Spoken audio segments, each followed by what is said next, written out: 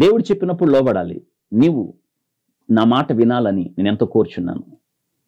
నువ్వు నా మాట వినకపోతే కీడు, వింటే క్షేమం.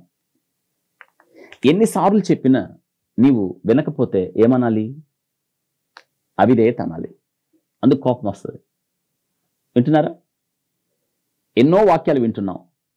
మార్చుకున్నారా మీ స్థితి? ఎన్నో వాక్యాలు వింటున్నాం. సరి చేయబడవలసిన రీతిగా సరి చేయబడుతున్నారా? ఈ వాక్యం నా కొరకే, నేను మారాలి అన్న మనసు మీకు వస్తుందా?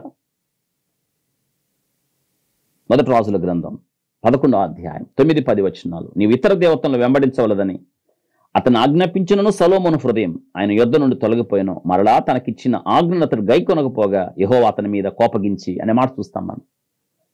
సొలొమోనుకు చెప్పాడు దేవుడు, నువ్వు చేసేది మంచిది కాదని. ఆయన మారలేదు. పైగా అతడు జ్ఞాని, ఉపదేశించాడు. ఆయన 3,000 సామెతలు, 1005 కీర్తనలు, గోడలో పెరుగు హిస్సోపు మొక్క నుండి లెబనోను మీద దేవదారు వృక్షం వరకు రాసిన గొప్ప జ్ఞానవంతుడు ఆయన. తీర్పులు చెప్పగలిగిన నేర్పరి, భూమి మీద ఉన్న వారిలో బహుగనుడు. కానీ దేవుని మాట వినలేదు.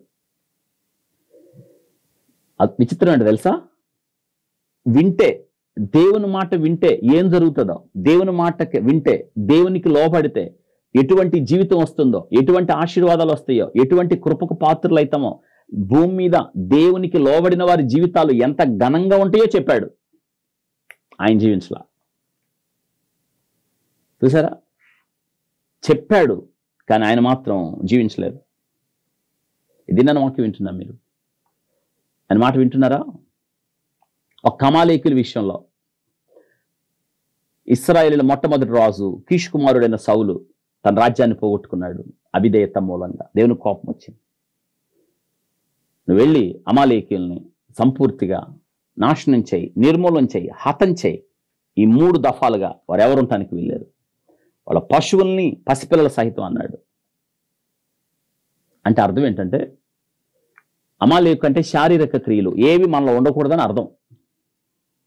కానీ సౌలు ఆ రాజు అగగును ఉండనిచ్చాడు, జంతువులను ఉండనిచ్చాడు, తెచ్చి కట్టేశాడు ఇంట్లో. పని అయిపోయింది అనుకున్నాడు, కానీ పని అవ్వలేదు.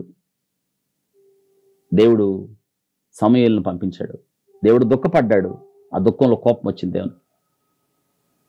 వెళ్ళు, సౌలుతో మాట్లాడు. సమూయేలు వచ్చాడు, సౌలుతో మాట్లాడుతున్నాడు. దేవుడు నీకు అప్పగించిన పని చేశావా?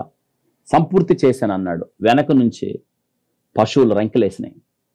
అయితే ఆ రంకెలు ఏమిటి అన్నాడు. అప్పుడు అంటున్నాడు, సమర్థించుకుంటున్నాడు, అదా దేవునికి బలిద్దామని తీసుకొచ్చాను అన్నాడు. బలులు అర్పించుట కంటే మాట వినుట శ్రేష్టం కదా. నిన్ను ఇశ్రాయేలు మీద రాజుగా ఉండకుండా తీసేశాడు. నీకు బదులుగా నీ పొరుగు వానికి నీ సింహాసనం ఇచ్చాడు. అంతే.